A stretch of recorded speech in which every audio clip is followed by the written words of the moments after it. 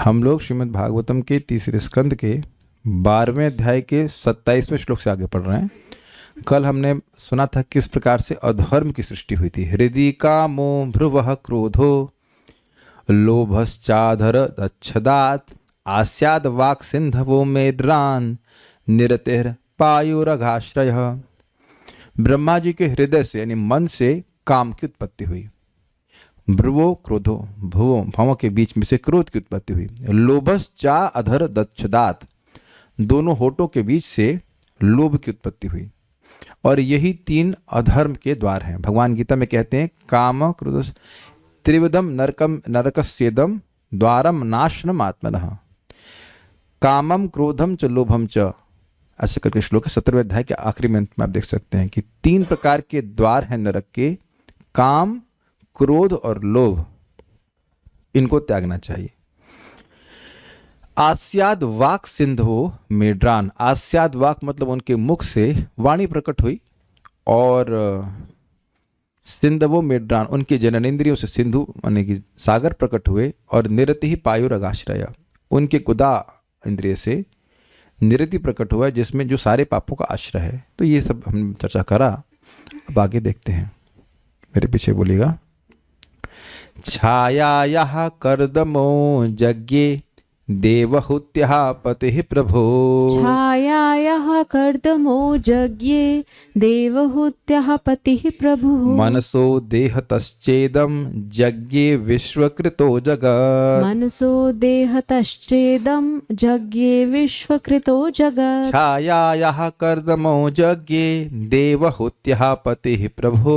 छायायाः कर्दमो यज्ञे देवहूत्यः पतिः प्रभुः। मनसो देहतश्चेदं यज्ञे विश्वकृतो जगत्। मनसो देहतश्चेदं यज्ञे विश्वकृतो जगत्। बोलिए। छायायाः कर्दमो यज्ञे देवहूत्यः पतिः प्रभुः। छायायाः कर्दमो यज्ञे देवहूत्यः पतिः प्रभो। मनसो देहतश्चेदं यज्ञे विश्वकृतो जगत्। मनसो देहतश्चेदं यज्ञे विश्वकृतो जगत्। महान देवहूति के पति कर्दम मुनि ब्रह्मा की छाया से प्रकट हुए।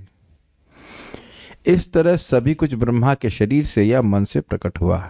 छाया या ब्रह्मा जी की छाया से देवहूत्या, देवहूति के पति यानी पति प्रभु कर्दम, प्रभु कर्दम का मतलब हुआ प्रभावशाली कर्दम मुनि यज्ञ यानी प्रकट हुए। इस प्रकार विश्वकृत अर्थात इस तरह विश्व के सृष्टा ब्रह्मा जी के मनसः देहतः, मन देहतः और मन और देह से इदम जगत यज्ञ, यह जगत प्रकट हुआ। बिल्कुल स्पष्ट है। श्लोक देख लीजिए। छाया कर्दमो यज्ञ, ब्रह्मा जी की छाया से एक अर्थ लिया गया छाया का कांति भी। कांति समझते ना, चेहरे की एक प्रकार का प्रकाश कह लीजिए। तो छाया या कांति से कर्दम मुनि प्रकट हुए। कौन थे वो? देवहूत्यः पति। ये कितना अद्भुत बात है भाई, क्या अद्भुत बात है। पत्नी के नाम से पति का परिचय दिया जा रहा है। This is quite interesting. अब ऐसा क्यों? देवहूति, तो देवहूति का क्या स्पेशलिटी है आप बताइए। देवहूति की क्या स्पेशलिटी है? अरे आपसे पूछ रहे हैं। हाँ बोलिए बोलिए। पतिव्रता स्त्री थी और बाद में उन्होंने अपने पुत्र से शिक्षा ग्रहण की। कौन थे पुत्र? कपिल मुनि। कौन थे कपिल मुनि? भगवान स्वयं। जी हाँ, समझ आ गया। भगवान की माँ है, ये एक विशेषता है उनकी। यद्यपि इस तीसरे स्कंद में आप आगे जाकर के देखेंगे तो प्रोटैगनिस्ट कर्दम मुनि लगते हैं कि कर्दम मुनि तपस्या में लगे हुए हैं और वो भी भगवान का अनुभव प्राप्त किए हैं। और देवहूति माता जी कहती मैं तो भोगों में रह गई, ये हो गया वो हो गया। लेकिन यहाँ एक अद्भुत बात आ रही है कि देवहूत्यः पति, देवहूति माता के गर्भ से स्वयं भगवान प्रकट हुए कपिल देव, तो वो बहुत महान है। प्रभु अर्थात प्रभावशाली हैं। प्रभावशाली क्यों है? ऐसे बहुत साल उनकी शादी हो गई, उसके बहुत साल तक वो तपस्या करते रहे। और एक अद्भुत बात हुई कि वह पत्नी का ध्यान तक नहीं रखे। कोई कपड़ा देना है, कुछ पूछना कैसी हो, बुखार तो नहीं है, यह तक नहीं पूछे। और ऐसा नहीं कि निष्ठुर थे, वो समाधिस्थ थे, उनको बाह्य चेतना थी ही नहीं, ऐसे व्यक्ति थे, सोचिए। तो बाद में जब वो अपनी समाधि से बाहर आते हैं तो वो कहती हैं कि हमें संतान चाहिए, सही तो करें लेकिन उसके लिए घर चाहिए, और उनका शरीर भी एकदम जीर्ण हो गया था सेवा करते करते। तो वो कहे जाओ जाकर एक सरोवर का निर्माण करके जाओ, जाकर स्नान करके आओ। स्नान करके आए तो एकदम युवा बिल्कुल स्वस्थ हो गई, ऐसा सामर्थ्य था। और उसके बाद वो एक सुंदर महल की सृष्टि करते हैं अपने योग बल से, और उसको लेके जहाँ चाहे वहाँ जहाँ घूमने जाते हैं देवाहुति के साथ। उसमें बहुत सारी मतलब सेविकाएं देवी होती हैं। तो वह इतना अद्भुत योग शक्ति का बल था, और भगवान को तो साक्षात देखे ही थे, इसलिए कह रहे प्रभु। प्रभु का मतलब है समर्थ। ये चीजें मनसः, तो ये प्रकट हुए मनसः देहतश्चेदम, मन से और देह से, ब्रह्मा जी के मन से और देह से, इदम, ये इदम जगत, ये पूरा जगत, विश्वकृत जगह, विश्वकृत मतलब ब्रह्मा जी के जो विश्व की सृष्टा हैं उनसे पूरा जगत प्रकट हुआ। क्या स्पेशल बात है, अमीबा से जगत नहीं प्रकट हुआ। हो गया सारा डार्विन थ्योरी का खंडन। यूनिसेलुलर ऑर्गेनिज्म से सारे मंगी फंकी हम लोग नहीं आए हैं, मल्टी सेलुलर नहीं आए हैं। कितना अमेजिंग है ना, सारी इवोल्यूशन थ्योरी एक ही श्लोक से खत्म। सिंपल ना, कोई रिसर्च करने की जरूरत नहीं, कहाँ से पैदा हुए। अमीबा से आप नहीं आए हैं, ना अमीबा हमारा बाप है ना पूर्वज, सिंपल ब्रह्मा जी के द्वारा ही प्रकट हुए हैं। क्या मन से कैसे प्रकट हो जाए? अरे तुम ये मान सकती हो कि यूनिसेलुलर जीवात्मा से, जीवात्मा क्षमा कीजिएगा, वो जीव से, प्राणी से तुम मल्टी सेलुलर बन सकते हो। तो ये क्यों नहीं मान, ये तो कुछ ज़्यादा अविश्वसनीय बात लगती है। विलिंग सस्पेंशन ऑफ डिसबिलीफ, समझे ना, जानबूझकर जो अविश्वास है उसको त्याग देना, समझाए। एक कोशिका जीव से इतना कोशिका वाला जीव, बुद्धिमान जीव बन गया, ये अविश्वसनीय बात है, लेकिन उसको जानबूझकर स्वेच्छा से त्याग देते हैं। इसको इंग्लिश में कहते हैं, क्या कहते हैं, विलिंग सस्पेंशन ऑफ डिसबिलीफ। आप समझ में आया इसका अर्थ? तो यही भक्ति में कर देंगे तो चक हो जाएंगे, क्योंकि आप आपको लगेगा अविश्वसनीय है, लेकिन इसको, इस अविश्वास को त्याग दीजिए, समझे। आम और आम आम आम बोलने से आम तो नहीं आ जाता है, लेकिन राम राम बोलने से राम हो जाता है। तो ये विश्वास तो नहीं होता है लोगों को, लेकिन जानबूझ के इसे त्यागिए, क्योंकि शास्त्र की बात है, ये सत्य है। यानी कि यह प्रवृत्ति हम में है कि विश्वास नहीं होता है, लेकिन फिर भी विश्वास को त्याग देते हैं। करते हैं कि नहीं? ये बायोलॉजी की बात मान रहे हैं, कभी कहीं देखे नहीं इस तरह से, फिर भी मान रहे हैं, जो कि झूठ है। हम जहां जो भागवत में सुन रहे हैं वो सत्य है, लेकिन आपको ये अपने डिसबिलीव को सस्पेंड करना ही पड़ेगा, ये समझते हुए कि इस ब्रह्मांड में जो चीजें हो रही हैं वो मेरी बुद्धि के अनुसार नहीं हो रही हैं। Is it not? और ये शास्त्र जो है वो सब झूठ बोलने के लिए नहीं रखा गया है। इतने जो पूर्ववर्ती महान आचार्य हैं वो अपना जीवन एक क्षण भगवान की सेवा के अलावा नहीं रखते थे। वो इतनी मेहनत करके टीकाएं लिखी हैं, झूठ चीज के ऊपर टीका लिखेंगे। तो ये बात इंपॉर्टेंट है कि मन से भी सृष्टि होती है, देह से भी होती है। अच्छा, ये बता दीजिए कि यहाँ जिन्होंने संतान उत्पन्न करी, आपको पता है कि संतान उत्पन्न कैसे हुई? क्या ये मैजिक नहीं लगता आपको? इतनी बच्चे पैदा हो रहे हैं, ये मैजिक नहीं लगता? ये चमत्कार नहीं है? और वो भी चमत्कार है कि माँ और पिता के जैसा उसकी आंखें कुछ होती हैं, कुछ नाक होता है, कुछ कान होता है, आधा कान उस पर जाता है, मतलब आधा कुछ पोर्शन पिता बजा रहा है, कुछ पोर्शन माता बजा रहा है। ये कौन कर रहा है भाई? यह भी तो चमत्कार है, इज इट नॉट? तो इससे अविश्वास नहीं करना चाहिए। अद्भुत बात है कि जिसके पास पुण्य नहीं होगा वो बहुत फालतू की चीजों पे विश्वास कर लेगा, लेकिन भागवतम पे विश्वास नहीं करते हैं। सारार्थ दर्शनी, सदा राजस और तामस भाव से युक्त व्यक्तियों में भी कभी कभी थोड़ा सात्विक भाव उत्पन्न होता है। अब ये एक बात क्यों आई, कैसे आई बताइए? यह क्यों बोल रहे हैं चक्रवर्ती पाद? अभी आपने सुना अधर्म की सृष्टि हुई, कहां से हुई? ब्रह्मा जी से हुई, और उसके बाद तुरंत क्या बोल रहे हैं, कर्दम जी की। तो कर्दम जी तो अधार्मिक सृष्टि नहीं है। ये बड़ी सुंदर बात है।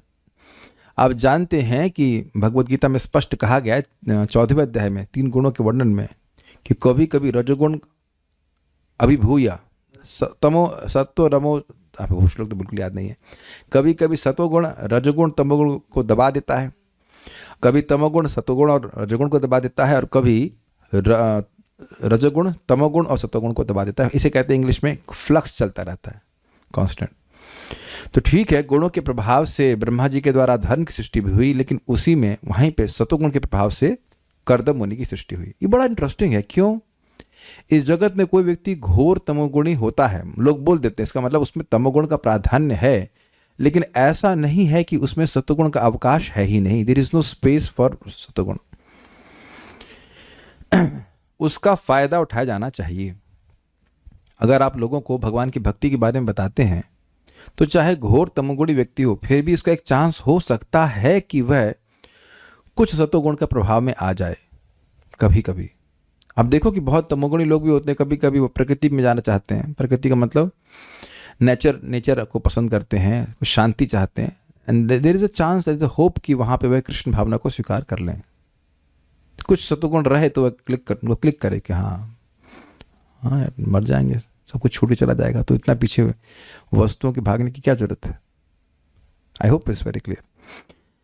यह है दिखाने के लिए कहा गया है छाया। छाया का अर्थ है कांति, अर्थात ब्रह्मा की कांति से कपिल जननी देवाहुति के प्रति प्रभावशाली कर्दम ऋषि उत्पन्न हुए। स्पष्ट है तात्पर्य। यद्यपि प्रकृति के 3 गुणों में से सदैव एक की प्रधानता रहती है, किंतु वे कभी भी एक दूसरे से मिश्रित हुए बिना प्रदर्शित नहीं होते। यहाँ तक कि रजो तथा तमो, इन दोनों निम्नतर गुणों की उपस्थिति में भी कभी कभी सत्वगुण का अंश रहता है। अतः ब्रह्मा के शरीर या मन से उत्पन्न सारे पुत्र रजोगुणी तथा तमोगुणी थे, किंतु उनमें से कुछ यथा कर्दम मुनि सत्वगुण से उत्पन्न थे। नारद ब्रह्मा की दिव्य अवस्था में उत्पन्न हुए थे। ये तो आप लोग के लिए बिल्कुल स्पष्ट है, इसमें कोई व्याख्या की जरूरत नहीं है। अब बड़ी सुंदर बात है, अब फिर देखिए रजोगुण प्रकट हो गया। अब फिर रजोगुण प्रकट हो गया, और इस हम टॉपिक को समय देकर समझने का प्रयास करेंगे। सीक्वेंस में नहीं आ रहा, कभी भी कुछ भी हो सकता है। चलिए, यही दिखा रहा है श्लोक में, कभी भी किसी के संग कुछ भी हो सकता है। चलिए, वाचाम दुहितरम तन्वीं स्वयंभूर्हरति मनः। वाचं दुहितरं तन्वीं स्वयंभूर्हरति मनः। अकामां चकमेक्षतः सकाम इति नः श्रुतम्। अकामां चकमेक्षतः सकाम इति नः श्रुतम्। वाचां दुहितरं तन्वीं स्वयंभूर्हरति मनः। वाचं दुहितरं तन्वीं स्वयंभूर्हरति मनः। अकामां चकमेक्षतः सकाम इति नः श्रुतम्। अकामां चकमेक्षतः सकाम इति नः श्रुतम्। हे विदुर, हमने सुना है कि ब्रह्मा की वाक नाम की पुत्री थी। सरस्वती जी कहने इनको, अभी आपने पढ़ा था, वाक की सृष्टि करी थी ना, जो उनके शरीर से उत्पन्न हुई थी, बेसिकली उनके मुख से उत्पन्न हुई थी, जिसने उनके मन को यौन की ओर आकृष्ट किया, यद्यपि वह उनके प्रति कामासक्त नहीं थी। हे क्षतः, हे विदुर, ब्रह्मा जी एक बार अपनी, विषत शब्द यहाँ विदुर जी के लिए है, लेकिन ये पूरा शब्द अन्वय को पूरा करने के लिए ब्रह्मा जी को यहाँ पे जोड़ा है। हे विदुर, ब्रह्मा जी एक बार अपनी अकामाम, निष्काम, मतलब जिसके मन में ब्रह्मा जी के प्रति कोई काम वासना नहीं थी, मनः हरितिम, मन को, सॉरी स्पेलिंग मिस्टेक हुई, मन को हरने वाली है, करने वाली नहीं, मन को हरने वाली, तन्वीं, उनके शरीर से उत्पन्न, दुहितरम वाचम, पुत्री वाक को, सकामा, कामार्थ होकर, काम से आवर्त होकर, चकमे यानी प्राप्त करना चाहे, इति नः श्रुतम, इस प्रकार हमने सुना है। देखिए, एक बात यहाँ बहुत महत्वपूर्ण है। इस प्रकार हमने सुना है, अर्थात मैत्रेय मुनि ये बात बोलने के लिए बहुत उत्साहित नहीं है। यहाँ पे आ रहा तो हम पहले इस बात को पहले डिस्कस कर लेते। पहले हम इसको पहले श्लोक को समझेंगे, फिर उसके बाद बात को बोलूंगा।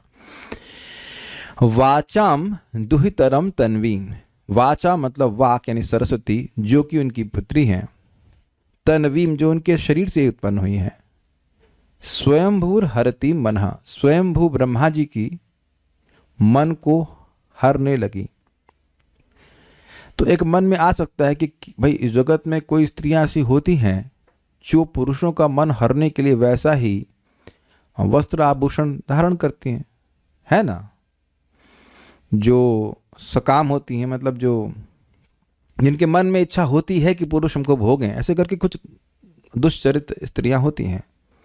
तो ऐसा कोई संदेह न कर दे, इसलिए कह रहे हैं अकामाम, उसके हृदय में कोई कामना ब्रह्मा जी के प्रति ऐसी नहीं थी, बेटी की होती भी नहीं और उसकी तो थी भी नहीं। ऐसी बेटी को हे सत्य हे विदुर जी चक में प्राप्त करने की इच्छा उनकी हुई। क्यों? सकामा, क्योंकि ब्रह्मा जी के हृदय में कामना उत्पन्न हो गई। अब जो इंपॉर्टेंट पॉइंट है वो है इति नः श्रुतमा, ऐसा हमने सुना है। अब देखिए एक बड़ी इंटरेस्टिंग बात है, ये दिखाने के लिए कि काम बहुत शक्तिशाली है। यद्यपि क्या नाम है, मैत्रेय मुनि बोल रहे हैं, लेकिन क्या बोल रहे हैं? कह रहे हैं हमने सुना है, ऐसा नहीं कि बहुत चर्चा की है। ब्रह्मा जी के द्वारा सरस्वती जी प्रकट होती हैं, बहुत सुंदर थी और उनके तरफ उनका मन बस आकृष्ट हो गया था। ऐसा नहीं कि बहुत ज़्यादा वो बहुत प्रयास किए थे, बस आकृष्ट हो गया था। और कुछ ऑब्वियसली कुछ प्रयास भी रहा होगा, उस तरह थोड़ा बड़े होंगे तो। अब मरीचि प्रकट हो चुके, उनके 6 पुत्र थे और वह यह देख करके हंस दिए। तो इसकी वजह से उन्हें शाप प्राप्त हुआ और वह असुर बने। किसके बेटे असुर बने थे? वह काल नेमी के। और उसके बाद वह फिर कंस के द्वारा मारे गए थे।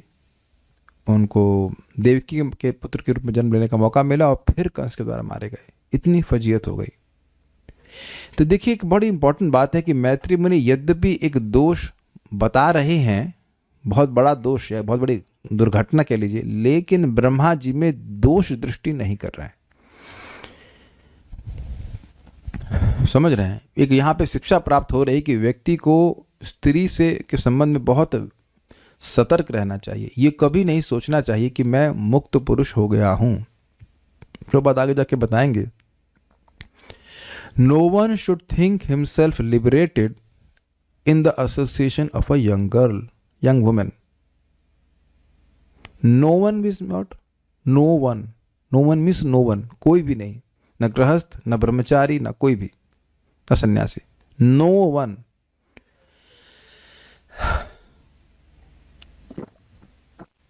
शुरुआत हो गई। बलवान इंद्रिय ग्रामो विद्वान सपी कर्षति। इतने इंद्रियां बलवान हैं कि व्यक्ति को खींच ले जाती हैं। खींच ले जाती है मतलब उसका सामर्थ्य नहीं रहता है। No one means no one. इस पर अब कहानी तो जो आएगी अब जानते ही हैं, अब हम बताएंगे आगे, लेकिन एक बहुत बड़ी शिक्षा है। यानी कि ब्रह्मा जी में दोष दृष्टि करने के लिए मैत्रेय मुनि नहीं बोल रहे हैं, लेकिन हम लोगों को शिक्षा देने के लिए बोल रहे हैं। ठीक है ना? ये बहुत इंपॉर्टेंट पॉइंट है। किसी व्यक्ति का एक्सीडेंट हो जाए तो उसका मजाक बनाने के लिए कोई व्यक्ति बोलेगा तो अपराध माना जाएगा, लेकिन कोई अन्य लोगों को शिक्षा दे कि भाई देखो यह गलती आप नहीं करना, आपका भी एक्सीडेंट हो सकता है इस तरह से, तो वहां पे दोष दृष्टि नहीं की जा रही है। ऐसे आगे हम इंद्र के बारे में भी सुनेंगे। तो इंद्र भी महान भक्त हैं, उनके छोटे भाई के रूप में भगवान प्रकट हुए, तो उनकी गलती से व्यक्ति को सीखना होता है। इंद्र में दोष बुद्धि नहीं करनी होती है। ये सबको क्लियर हो रहा है? इसलिए ब्रह्मा जी की दोष दृष्टि नहीं करनी चाहिए, ना ही मैत्रेय मुनि कर रहे हैं। वो घबरा रहे हैं कि कहीं हमसे अपराध ना बन जाए। ब्रह्मा जी फाउंडर आचार्य हैं एक संप्रदाय के। अब हम आगे पढ़ेंगे और बहुत संभल करके पढ़ेंगे।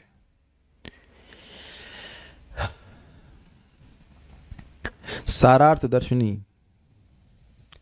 यहां तक कि वे लोग जो अत्यंत विद्वान और बड़ी विवेकशीलता रखते हैं वे भी काम को नियंत्रित नहीं कर सकते। यह श्लोक दर्शाता है कि किसी को स्त्रियों के साथ अकेले नहीं रहना चाहिए, unless she is your wife, पत्नी हो उसके अलावा और किसी के संग में नहीं रहना चाहिए। मैत्रेय कहते हैं, हमने सुना है, यह इंगित करता है, यद्यपि ये बात नहीं कहनी चाहिए, तथापि ज्ञान देने के लिए मैं इसे बिना दोष दृष्टि के कहता हूँ। मतलब इनको कोई बहुत उत्साह नहीं हो रहा है कि आपको पता है ब्रह्मा जी का फॉल डाउन हुआ था। ये बात समझ लीजिए कि अगर हम दूसरे भक्तों के दोषों की चर्चा करते हैं जिससे किसी का कोई लाभ नहीं होना, तो वह दोष हम में आने वाला है। भगवान दिखाएंगे 2 हफ्ते के बाद, देखो तुम भी इसी स्थिति में रहे, दूसरे के बोल रहे थे ऐसा वैसा हुआ। हम सभी लोग क्षर हैं, क्षर मतलब फॉलन, जिनके अंदर प्रकृति पे प्रभुत्व जताने की इच्छा है ही, है ना। तो इसलिए अगर किसी भी वक्त के संग कुछ गलत होता है और व्यक्ति उसमें हंसता है तो भगवान को बहुत खराब लगता है, उसका व्यक्ति को दंड मिलता है, चाहे वो भक्त भी क्यों ना हो। और ऐसा भी हो सकता है कि वही घटना उस व्यक्ति के साथ हो। और अगर किसी का कुछ गलत हो रहा है और हम हंस रहे हैं, उसके ऊपर मजाक बना रहे हैं, तो ये तो वैष्णवता है ही नहीं। पर दुख दुखी होता है ना, किसी के संग कुछ खराब हुआ, मान लो कोई भक्ति से च्युत हो गया, अलग हो गया कुछ समय के लिए मान लीजिए, तो हम अगर हंस रहे हैं तो ये तो वैष्णवता ही नहीं है ना। हमको दुखी होना चाहिए कि अरे ये भक्त भक्ति करते थे, कहाँ ये अभी माया में चले गए, जैसे भी है। बहुत बड़ी शिक्षा है। इसी घटना को महाप्रभु ने भी सुनाया था और कहा कि देखिए, जब देवता है मरीचि और वह वैष्णव अपराध कर रहे हैं और ये स्थिति हो रही है उनकी, तो एक समान व्यक्ति के लिए तो कहना ही क्या। बहुत सतर्क होकर के व्यक्ति को करना चाहिए,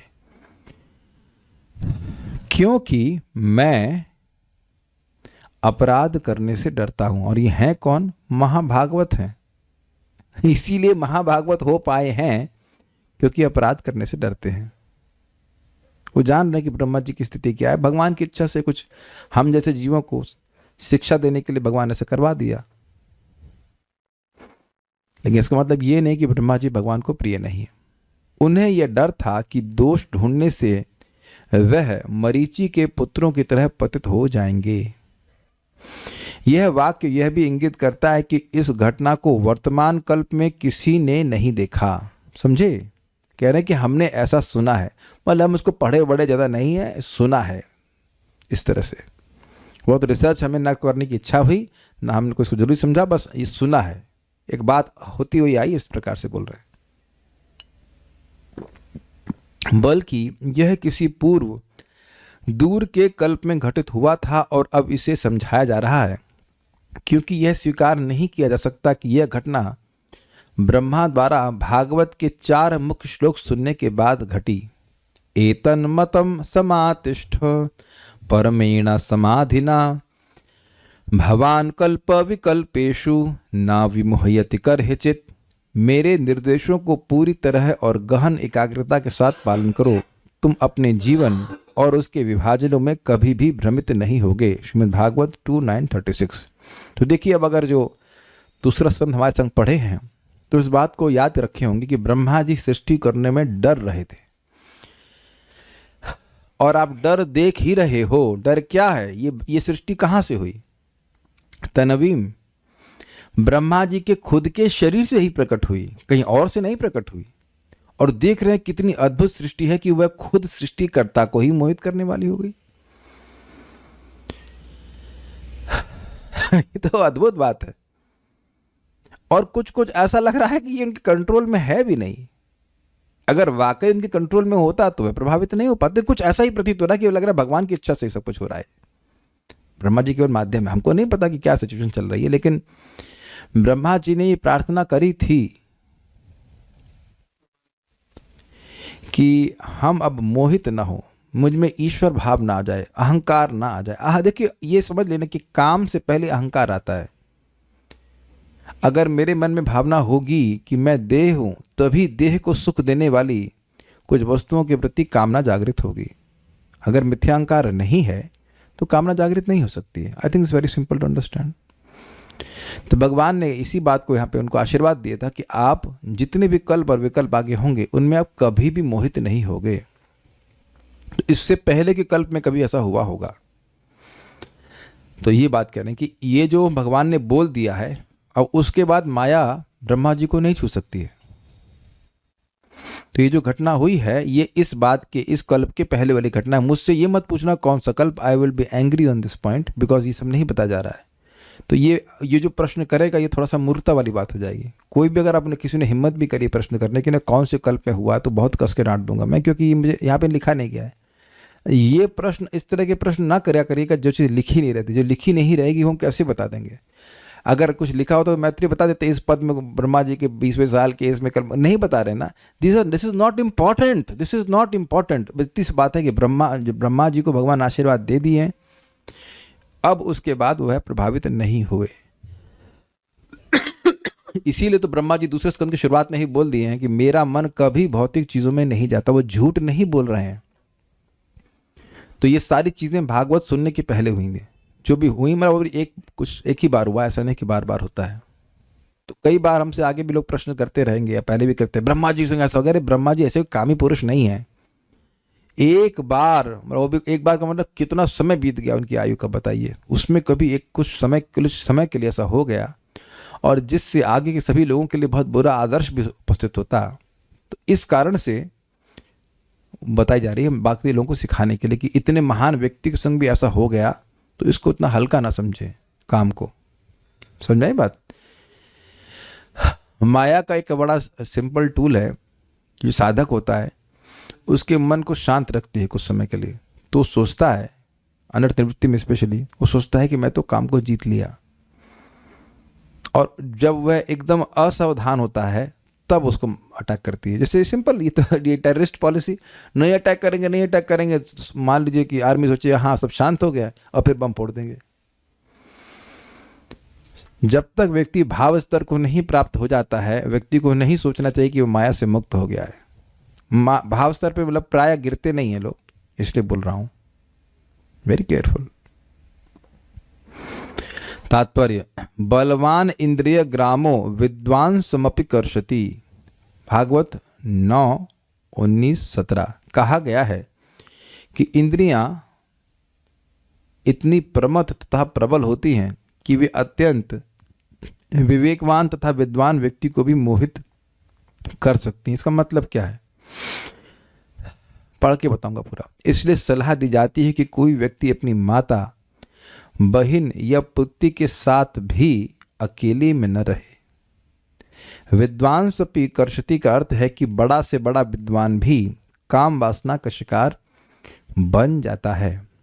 ब्रह्मा अपनी ही पुत्री के प्रति कामासक्त थे, अतः उनके इस अनियमितता को बतलाने में मैत्री हिचक रहे थे। फिर भी उन्होंने इसका उल्लेख किया, क्योंकि कभी कभी ऐसा घटित तो हो ही जाता है और इसके जीवंत उदाहरण स्वयं ब्रह्मा है। यद्यपि वे आदि जीव हैं और संपूर्ण ब्रह्मांड में सबसे अधिक विद्वान हैं। यदि ब्रह्मा जी काम वासना के शिकार हो सकते हैं तो अन्यों के विषय में क्या कहा जाए जो अनेक संसारी दुर्बलताओं के प्रति उन्मुख हैं। ब्रह्मा की ये असाधारण अनैतिकता किसी विशेष कल्प में घटित हुई सुनी गई थी, किंतु यह उस कल्प में नहीं घटित हो सकती थी जिसमें ब्रह्मा ने भगवान से प्रत्यक्ष रूप से श्रीमद् भागवत के 4 श्लोक सुने थे। क्योंकि भागवत का उपदेश देने के बाद भगवान ने ब्रह्मा को यह वर दिया था कि वे किसी भी कल्प में मोहित नहीं होंगे। इससे यह सूचित है कि श्रीमद् भागवत सुनने के पूर्व वे ऐसी काम वासना के शिकार हुए होंगे, किंतु भगवान के मुख से श्रीमद् भागवत सुन लेने के बाद ऐसी त्रुटि होने की कोई संभावना नहीं थी। फिर भी मनुष्य को इस घटना की ओर गंभीरता से ध्यान देना चाहिए। मानव एक सामाजिक पशु है और स्त्रियों के साथ अनियंत्रित मेल जोल से उसका पतन हो जाता है। पुरुष तथा स्त्री की ऐसी सामाजिक स्वतंत्रता विशेष रूप से युवा वर्ग में निश्चय ही आध्यात्मिक उन्नति के मार्ग में महान अवरोध है। भव बंधन एकमात्र यौन बंधन के कारण है। फलतः पुरुष तथा स्त्री की अनियमित संगति अवश्य ही आध्यात्मिक प्रगति के मार्ग में महान अवरोध है। मैत्री ने ब्रह्मा का यह उदाहरण इस भीषण खतरे के प्रति हमारा ध्यान आकृष्ट करने के लिए ही प्रस्तुत किया है। तो कुछ बातें तात्पर्य की बहुत महत्वपूर्ण है। शुरू करते हैं। बलवान इंद्रिय ग्रामो विद्वांसमपि कर्षति, विद्वांसम अपि कर्षति। श्रीला व्यासदेव जी अपने शिष्यों को ये श्लोक सिखा रहे थे।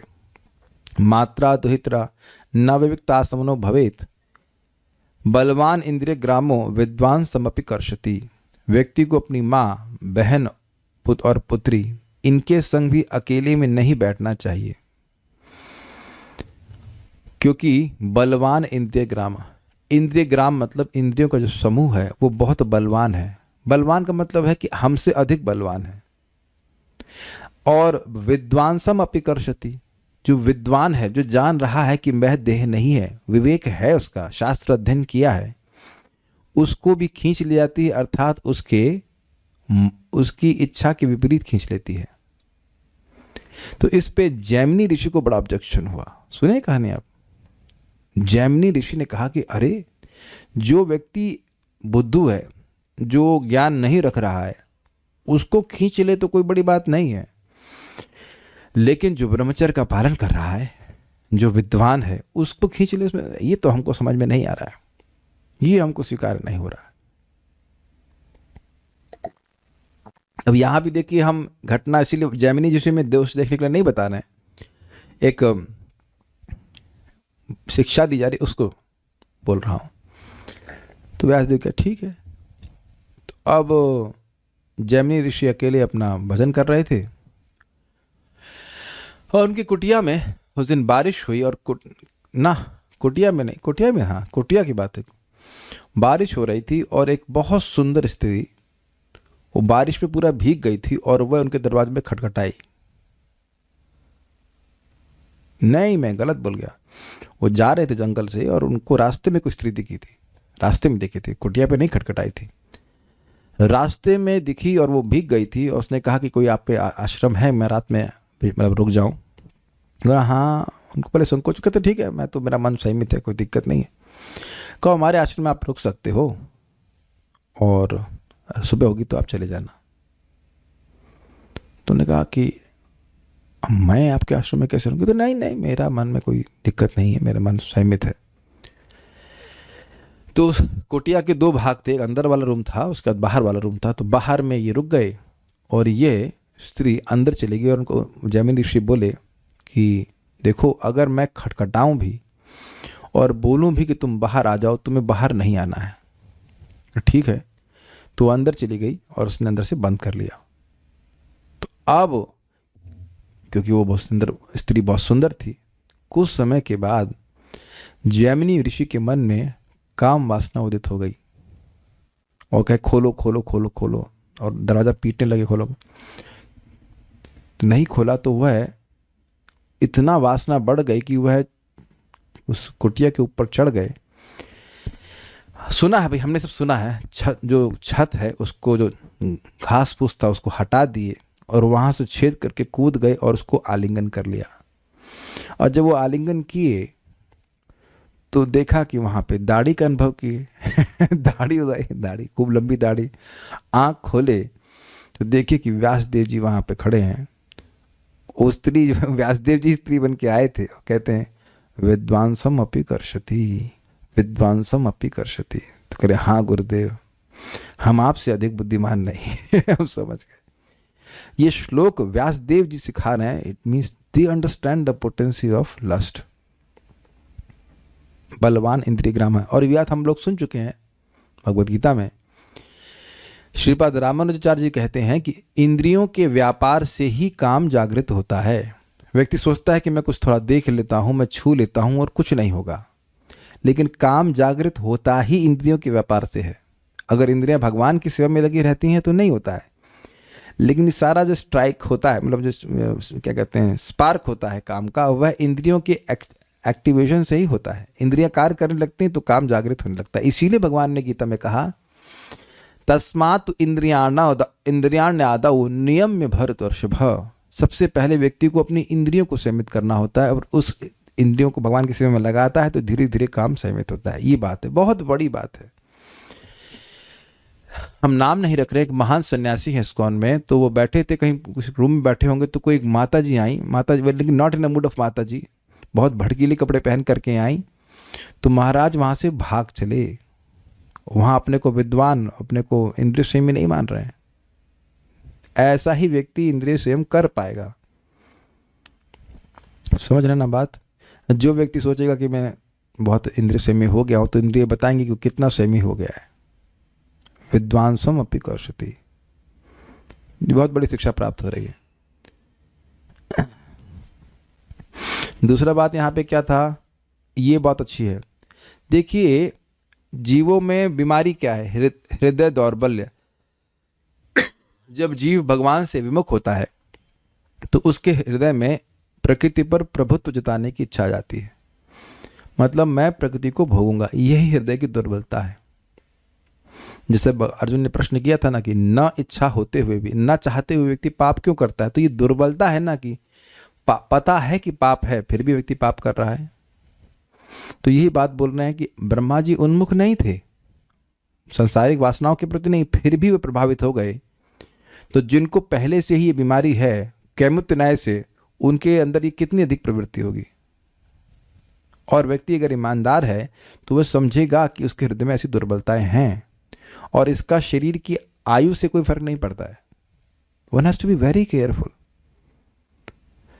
ये सब बातें हैं। नहीं तो ये क्यों बोलते कि बेटी के साथ भी मत नहीं रहना चाहिए। और तीसरी बात यहाँ पे बड़ी अच्छी हमें सुनने को मिली है कि भागवत को सुनने से एक काम से व्यक्ति मुक्त होता है, लेकिन फिर भी व्यक्ति को अपने को मुक्त नहीं मानना चाहिए। प्रभुपाद बड़े स्टाइल से बोलना अच्छी बात कि यद्यपि भागवत सुनने से ब्रह्मा जी माया से बाहर हो गए, फिर भी व्यक्ति को यह नहीं सोचना चाहिए कि मैं भागवतम सुन रहा हूं तो मैं काम वासना के परे चला गया। Still one should be very careful about it. ये बात कहते हैं। और तो कुछ यहाँ पे मैं को उसमें नहीं पता, बस यही बात है। ठीक है, बाकी तो यहाँ रुकते हैं। So will stop here. और कोई प्रश्न मेरे किसी का है नहीं। भगवान भागवत हर कल्प में प्रकट नहीं होती। आप देखिए ये फालतू के प्रश्न क्यों करते हैं मेरे से, ये है ना फालतू का प्रश्न। मैं क्या हर कल्प में जाकर के बैठूंगा, मैं समझो क्या होती नहीं। वह चैतन्य महाप्रभु आते हैं तो भागवत में लेके आते होंगे। ये भक्ति का प्रोसेस जो है ये शाश्वत है, तो भागवत तो प्रकट होती ही होगी। I mean this is don't ask any how. Hare Krishna, I will not become more angry. प्रश्न थोड़ा सोच के करना चाहिए। क्या मैं ब्रह्मा हूँ कि हर कल्प में देखूंगा भागवत नहीं हो रही, ये नहीं हो रही है, ब्रह्मा जी बोल रहे हैं नहीं बोल रहे हैं। भगवान भागवत तो शाश्वत है, इस समय प्रकट हो रही, सुनिए बस इतनी बात। ये प्रश्न तो परीक्षित महाराज नहीं कर रहे ना कि भागवत हर समय प्रकट हो रही कि नहीं हो रही, कोई नहीं प्रश्न कर रहा ना। Okay, so will stop here. हमको बहुत बड़ी शिक्षाएं मिल रही है, हम शिक्षाओं को ग्रहण करें। और देखिए दोनों ही तरह से कॉशियस होना चाहिए। स्त्री के लिए पुरुष स्त्री है और पुरुष के लिए स्त्री स्त्री है। एक बात बोलना भूल गया था। जब व्यक्ति ब्रह्मचारी होता है तो उसके लिए ये नियम होता है कि कभी भी स्त्री के संग अकेले नहीं बैठना है। लेकिन यही नियम गृहस्थ के लिए भी है। मैं रिपीट कर रहा हूँ, यही नियम गृहस्थ के लिए भी है। ऐसा नहीं है कि कोई गृहस्थ है तो वो अकेला अपनी पत्नी के अलावा किसी स्त्री संग बैठ सकता है अकेले। ये बात ध्यान रखना है। Okay, so will stop now. Shrimad Bhagavatam की जय, श्रील प्रभुपाद की जय, निताई गो। ये पॉइंट पे तो हमें बोलना ही था, उसको सोच के आए थे भाई। ये क्या है? भाव बंधन एकमात्र यौन बंधन के कारण है। ये तो बिल्कुल ही भूल गए थे, बहुत इंपॉर्टेंट पॉइंट है। फलतः पुरुष तथा स्त्री की अनियमित संगति अवश्य ही आध्यात्मिक प्रकृति के मार्ग में महान अवरोध है। भाई ये एक बड़ी गंभीर बात है। देखिए, जो भगवान के पास जाना चाहता है उसके लिए बहुत सारे नियम हैं ताकि वो हमेशा के लिए मुक्त हो जाए। मेरी भाषा समझ में आई? जो भगवान के पास नहीं जाना चाहता है उसके लिए तो बंधन में पड़ा रहना चाहता है तो कोई नियम नहीं है। लेकिन जो ठीक होना चाहता है उसके लिए ये सब नियम हैं। गृहस्थी में भी व्यक्ति है तो वह भी बंधन है। जो इस प्रकार की इच्छाएं हैं, अपनी पत्नी का संग करना भी बंधन का ही कारण है। लीगल और इलीगल, इट्स ऑल इलीगल। देखिए, व्यक्ति को कम से कम अपने अनर्थों को समर्थन नहीं देना। अनर्थ समर्थन आंदोलन नहीं है ये। अगर व्यक्ति काम से को नहीं त्याग पा रहा है, गृहस्थी में है, लेकिन उसको यह याद रखना चाहिए कि जब तक ये काम वासना बनी रहेगी मैं इस जगत में डोलता रहूंगा।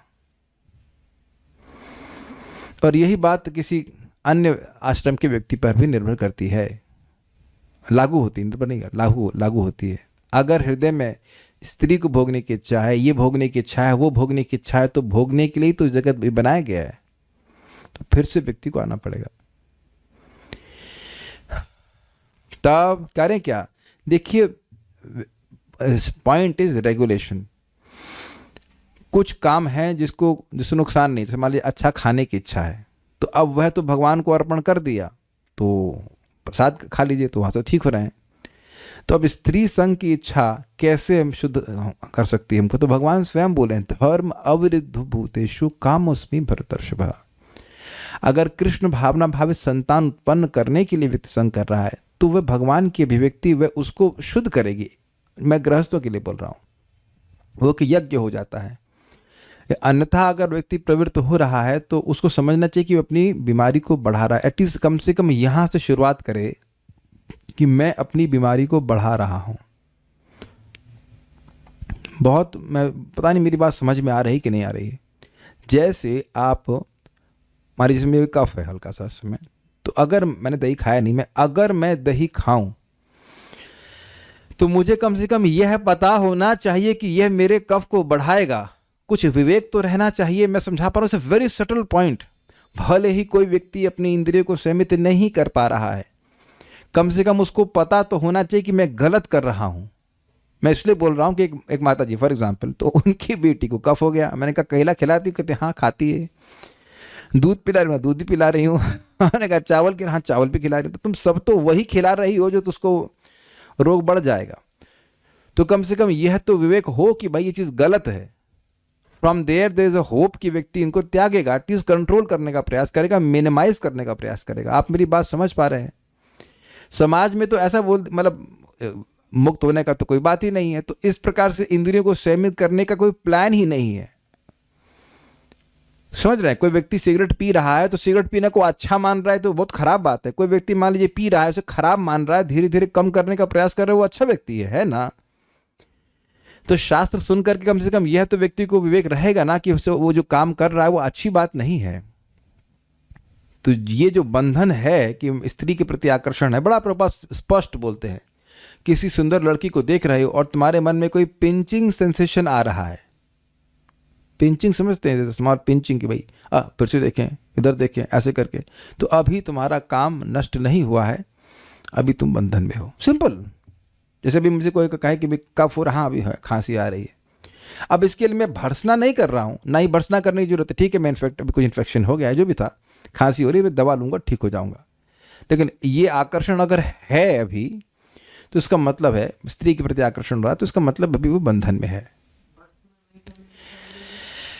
भाई जैसे मुझे भी सांस हल्के से फूल रही है, खांसी है, तो सिम्टम दिख रहे हैं ना बीमारी के, तो ये मेरा शाश्वत सिम्टम तो है नहीं कि जिंदगी भर काफी रहेगा।